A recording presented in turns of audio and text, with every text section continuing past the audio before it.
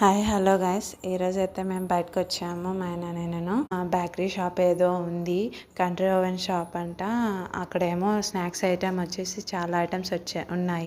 అయితే దాంట్లో ఇది first of all donut, white chocolate donut అనమాట. ఇది నేను ఫస్ట్ టైం తింటున్నాను, నేను ఎప్పుడు తినలేదు.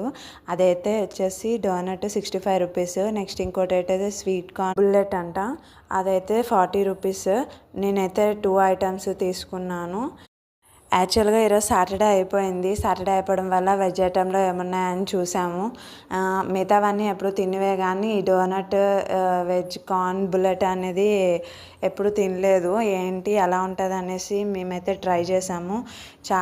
చాలానే వెరైటీస్ ఉన్నాయి, కానీ అవన్నీ నాన్ వెజ్లో ఉన్నాయన్నమాట.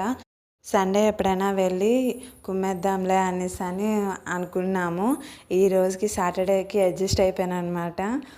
అయితే దీంట్లో డోనట్ కూడా చాలా టేస్టీగా అనిపించింది నాకు. ఇంకోటి వచ్చేసి స్వీట్ కార్న్ బుల్లెట్ ఉంది కదా, అది కూడా తీసుకున్నాను. అది హాట్ అనమాట, స్వీట్ ఒకటి హాట్ ఒకటి టేస్ట్ చూశాను. అవైతే చాలా బాగున్నాయి.